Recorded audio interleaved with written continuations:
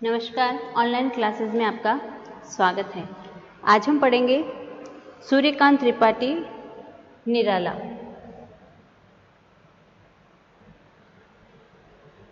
तो इस क्लास की आज का जो टॉपिक है सूर्यकांत त्रिपाठी निराला, इसकी रूपरेखा क्या रहेगी, इसके उद्देश्य के बारे में चर्चा करेंगे और निराला साहित्य की पृष्ठभूमि क्या है और उनके काव्य की अंतर्वस्तु क्या है और उनके काव्य का जो रचना विधान है उसके बारे में हम जानकारी लेंगे। तो जैसे आप जान चुके हैं कि कैसे मैथिली शरण गुप्त और जो सुमित्रानंद पंत है उन्होंने जो भारतीय समाज की जो ज्वलंत समस्याएं हैं उनको उठाया है और उनके कारणों को तलाशने के लिए या और समाधान की ओर जो है पाठक को उन्मुख भी किया है। मैथिली शरण गुप्त ने अपने काव्य उसके माध्यम से किस तरह राष्ट्रीय स्वाधीनता संग्राम और सुमित्रानंद पंत ने नव जागरण की चेतना को वाणी दी, यह जानकारी आपने प्राप्त कर ली। अब ये जो क्लास है इसमें आप निराला के साहित्य में विद्यमान जो राष्ट्रीयता और नव जागरण है उसकी चेतना के विषय में पढ़ेंगे। और निराला प्रमुख रूप से कवि हैं और हालांकि उन्होंने बहुत सा गद्य भी लिखा है, लेकिन उनकी प्रमुख पहचान कवि के रूप में ही हुई है। और इसी क्लास में उनके जो रचनाकार हैं उनके व्यक्तित्व के अनुकूल विशेष रूप से कविता पर, गौण रूप से गद्य पर केंद्रित है आज की क्लास। तो सबसे पहले हम देखते हैं निराला साहित्य की पृष्ठभूमि। हिंदी में जिस कालखंड को छायावाद के नाम से जाना जाता है वह देश के राष्ट्रीय सामाजिक पटल पर अत्यंत तीव्र गतिविधियों वाला समय था और स्वाधीनता आंदोलन इस समय अपने प्रखर रूप में सक्रिय था। भारतीय जनमानस न केवल अंग्रेजों की जो राजनीतिक दास्ता है उससे मुक्त होना चाहता था, अपितु जो आर्थिक सांस्कृतिक वर्चस्व है उसको भी पलट करके अपनी अस्मिता को पहचानने और अपनी जो स्वतंत्र पहचान है उसको बनाए रखने के लिए कटिबद्ध था। 19वीं शताब्दी में देश में पुनर्जागरण की जो चेतना पनपी थी, 20वीं शताब्दी के दूसरे दशक तक आते आते वह जन जन में व्याप्त हो गई थी। अपनी शक्ति को पहचानते हुए उसे संपन्न करने और अन्याय, अत्याचार, दमन और दास्ता के विरोध का प्रयत्न चारों ओर दिखाई देता था। साहित्य के क्षेत्र में भी बंधनों से मुक्ति की इच्छा को रूपायित किया गया था। मुक्ति की जो कामना है और उसके लिए किए गए प्रयास उस युग की जो समस्त साहित्य है उसमें तो मिलते ही हैं, लेकिन स्वच्छंदतावादी प्रवृत्ति का जो विशिष्ट और सघन रूप है हमें छायावाद में देखने को मिलता है।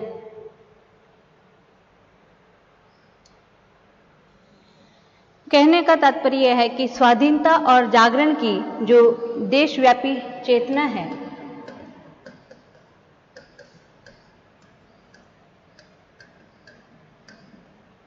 उसको तीव्र साहित्यिक अभिव्यक्ति देकर के छायावादी रचनाकारों ने जनता की रुचि के अनुकूल उसका परिष्कार किया। तो छायावाद के सर्वाधिक सशक्त, विद्रोही और स्वच्छंदतावादी दृष्टिकोण वाले कवि का नाम है सूर्यकांत त्रिपाठी निराला। प्रश्न ये बनता है कि ये विद्रोह किससे है और ये स्वच्छंदता किस चीज की? तो यह विद्रोह है अन्याय से, अत्याचार से,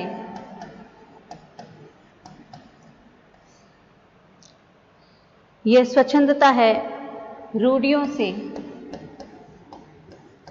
दास्ता से,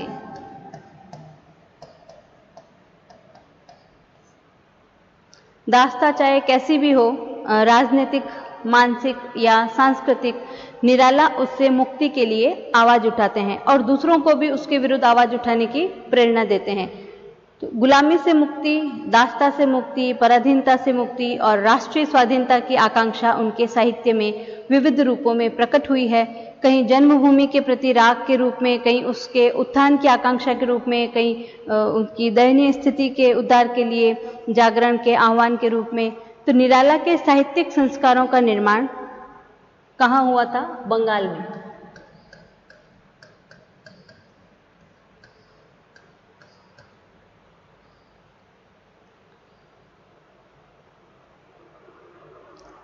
आधुनिक भारतीय जो नवजागरण की शुरुआत वह भी कहाँ से हुई थी? बंगाल से ही।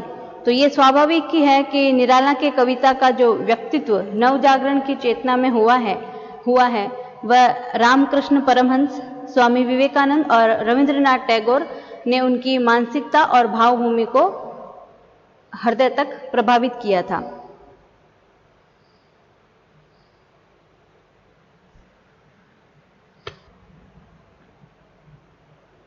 अब है निराला काव्य की अंतर्वस्तु। तो इसमें हम सबसे पहले देखेंगे देश प्रेम। तो आजादी की लड़ाई के दौर के साहित्य का जो प्रमुख भावबोध है वह है देश प्रेम और राष्ट्रीयता की भावना। राष्ट्रीयता की भावना।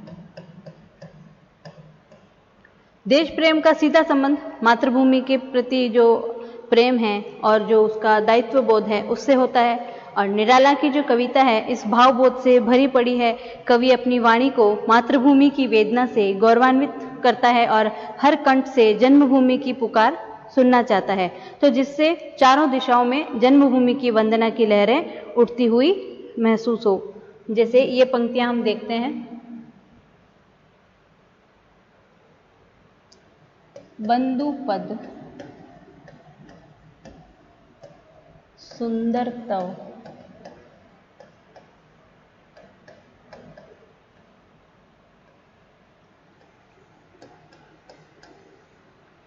छंद नवल स्वर गौरव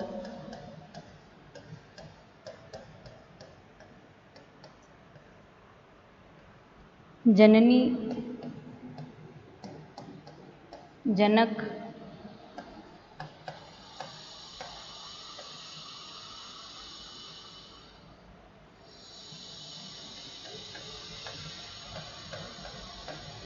जननी जननी मातृभूमि भाषे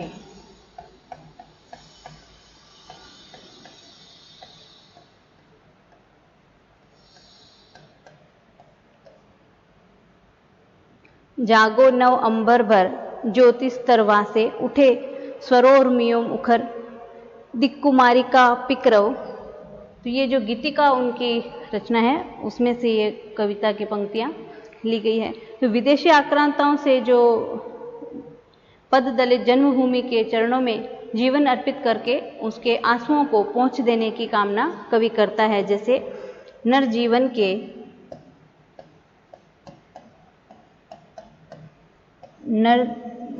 के स्वार्थ सकल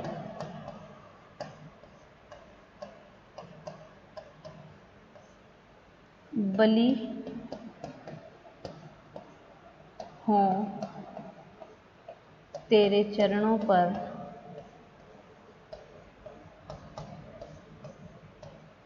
परमा।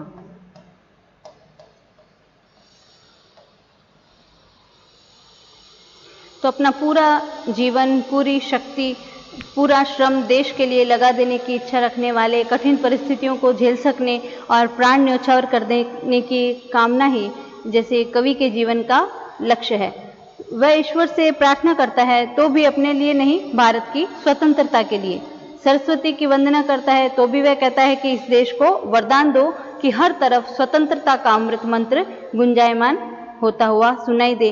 तो भारत का जो नव निर्माण होगा जिससे हर तरह के अज्ञान और अंधकार के बंधन नष्ट हो जाएं, इसके जीवन में नई गति, नया कंठ, नई मुक्ति का स्वर दे दो।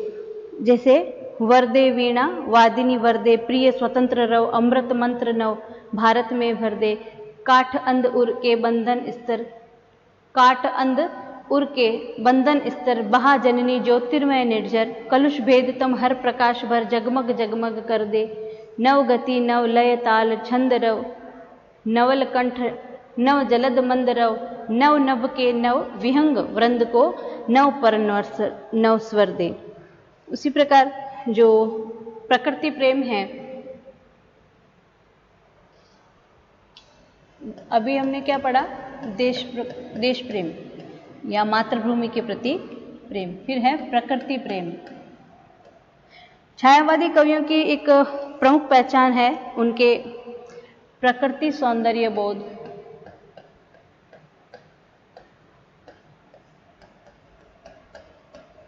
और उसकी सशक्त और संश्लिष्ट अभिव्यक्ति, सशक्त अभिव्यक्ति।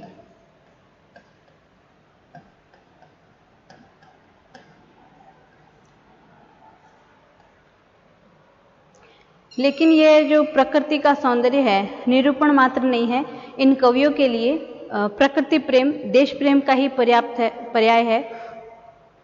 जैसे आचार्य रामचंद्र शुक्ल ने लिखा है कि कविता क्या है, उनका जो निबंध है उसमें, जो अपने देश के वन, नदी, पर्वतों से प्रेम नहीं करते, वे 1000 बार देश प्रेम रटते रहें, उनकी देशभक्ति अवास्तविक ही होती है। तो शुक्ल जी का भी ये कहना है कि अपने समय की मनोभूमिका को उजागर करता है। तो भारत के प्राकृतिक भूगोल के भीतर जो भारत माता की कल्पना है, वास्तव में नव जागरण के साहित्य की वो विशिष्ट उपलब्धि कही जा सकती है। तो भारत का एक ऐसा ही चित्र निराला ने भी खींचा है, जिसमें बौद्धिक, प्राकृतिक, सांस्कृतिक उत्थान, समृद्धि और विजय की कामना निराला करते हैं। फिर है जागरण का स्वर।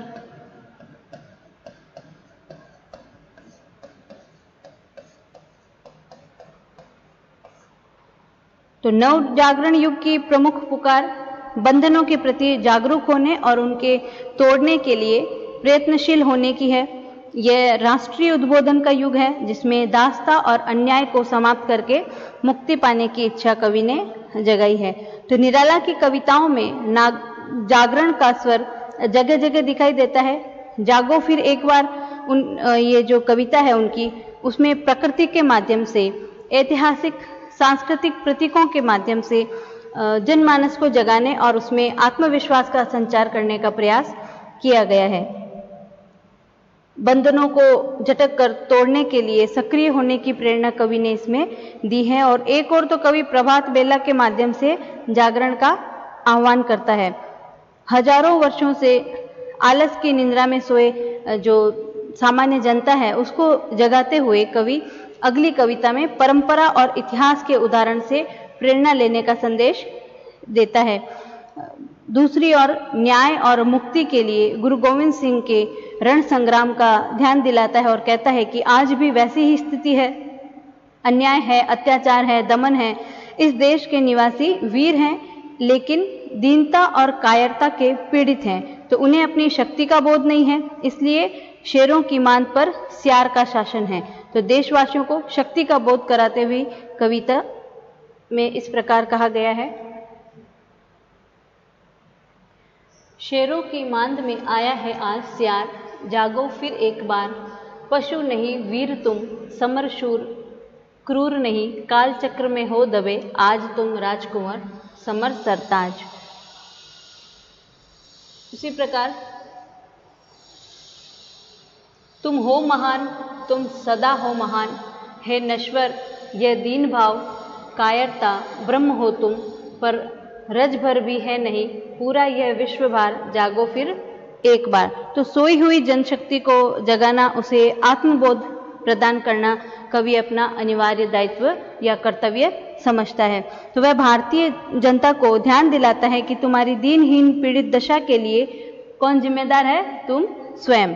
तो शासक तुम्हारे प्रति जो पशुवत आचरण कर रहा है या पाशविक व्यवहार कर रहा है, तुम उसके योग्य नहीं हो, लेकिन अपने आलस्य और कायरता के कारण तुम्हारी आत्मशक्ति और जो शारीरिक बल है, दोनों ही क्षुप्त प्राय हो गए हैं। और उसका परिणाम क्या हुआ कि सांस्कृतिक कीर्ति के चरम शिखर पर रहने वाले देश में अज्ञान और निराशा का अंधकार है।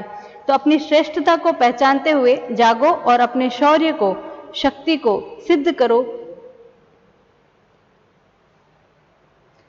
जागरण की शक्ति में कवि आस्था ही नहीं, उसे पूर्ण विश्वास है कवि को कि ज्ञान का प्रकाश दीनता को धोकर के विजय की दिशा में अग्रसर करता है। जैसे जगा दिशा ज्ञान, उगा रवि पूर्ण का गगन में नवयान, हारे हुल सकल दैन्य दलमल चले, जीते हुए लगे जीते हुए गले, बंद वह विश्व में गुंजा विजयी गान।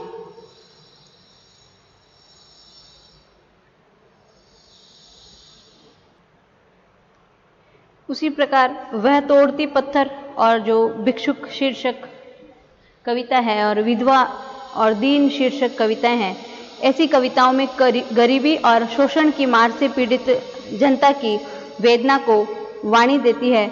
कवि यहाँ एक और तो सामाजिक स्थितियों पर, दूसरी ओर विधाता के विधान पर प्रश्न चिन्ह लगाता है और उस सोच का बहिष्कार करता है जो गरीबी और दीनता को ईश्वरीय विधान मान करके स्वीकार करने की सलाह देते हैं। जैसे भिक्षुक कविता की ये पंक्तियां, पेट पीठ दोनों मिलकर है एक, चल रहा लकुटिया टेक, भूख से सूख होठ जब जाते, दाता भाग्य विदाता से क्या पाते, घूंट आंसुओं के पीकर रह जाते। उसी प्रकार सह जाते हो उत्पीड़न की क्रीड़ा, सदा निरंकुश नग्न, हृदय तुम्हारा दुर्बल होता भग्न, उत्पीड़न का राज्य दुख ही दुख यहाँ है सदा उठाना, क्रूर यहाँ पर कहलाता है शूर और हृदय का शूर सदा ही दुर्बल क्रूर। ये दीन शीर्षक कविता की ये पंक्तियां हैं।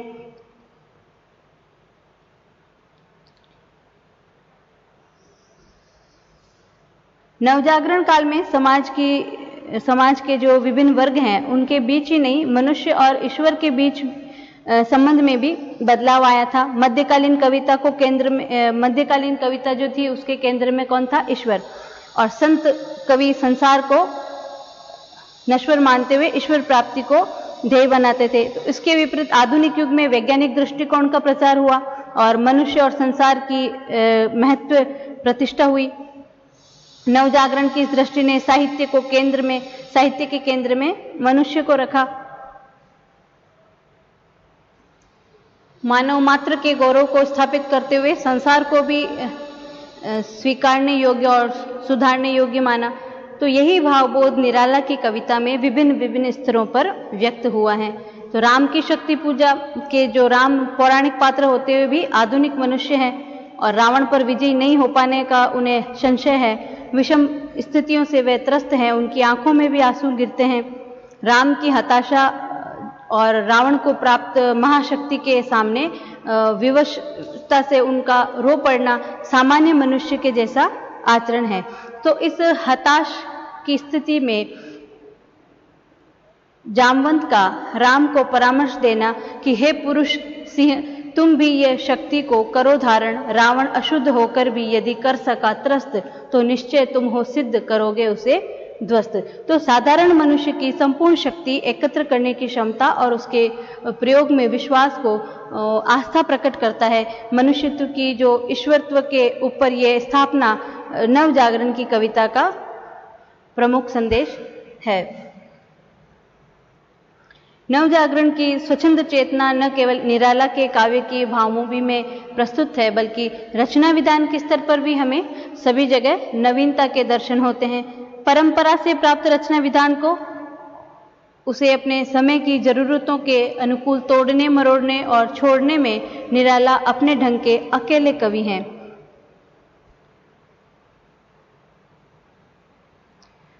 निराला का जो विद्रोही और नवजागरणवादी स्वर है उनके छंद विधान में बड़े प्रखर रूप में प्रकट होता है। परंपरा प्राप्त जो छंदों के बंधन है वो उनको स्वीकार नहीं है। तो कविता को छंद के बंधन से मुक्ति दिलाते हुए वे जूही की कली नामक जो कविता है उसमें हिंदी में मुक्त छंद का प्रवर्तन करते हैं। हिंदी के विपरीत लोकप्रिय छंद जो है कवित और घनाक्षरी, उसको तोड़ करके उससे निराला ने नए ढंग से उसकी रचना की है। तो इसके लिए उन्होंने छंद, लय और संगीत का गहराई से अध्ययन किया और मुक्त छंद का प्रयोग करके कविता में प्रवाह पैदा किया। और जो उनका काव्य संग्रह है परिमल, उसकी भूमिका में भी उन्होंने लिखा है कि मुक्त छंद तो वह है जो छंद की भूमि में रहकर भी मुक्त है। तो ये जो पुस्तक है उसके तीसरे खंड में जितनी कविताएं हैं सभी इस प्रकार की हैं। शुक्ल जी ने हिंदी साहित्य के इतिहास में निराला के इस प्रयोग का उल्लेख करते हुए कहा है कि सबसे अधिक विशेषता आपके पद्यों में चरणों की स्वच्छंद विषमता है और निराला की बड़ी विशेषता यह है कि परंपरा से विद्रोह के साथ साथ उन्होंने स्वयं अपने प्रयोगों से भी विद्रोह किया है। काव्य भाषा के स्तर पर भी निराला का काव्य वैभव जो है उसी तरह अतुलनीय है जैसे काव्य वस्तु के स्तर पर उनकी काव्य विकास यात्रा में भाषा की दृष्टि से 3 चरण देखे जा सकते हैं, जैसे अनामिका, परिमल और गीतिका। इनसे लेकर के जो प्रबंध काव्य है तुलसीदास तक उनकी भाषा में तत्सम शब्दावली की बहुत प्रयोग हुआ है। दूसरे चरण में निराला की जो तद्भव प्रियता है वो भी देखने को मिलती है, जैसे कुकुरमुत्ता जो इनकी कविता है, अणिमा, बेला और नए पत्ते, राम की शक्ति पूजा, ये जो समस्त तत्सम पदावली की ओजस्विता से कुकुरमुत्ता की भाषा जो है उसकी तुलना दोनों के अंतर को प्रमुख रूप से उजागर करती है। तो निराला की भाषा की विशेषता है उनका नितांत मौलिक और प्रभावपूर्ण विधान। तो परंपरा प्राप्त प्रतीकों और बिंबों में उन्होंने अपनी नवोन्मेष शालिनी कल्पना से नया अर्थ भरा है और नया रूप दिया है।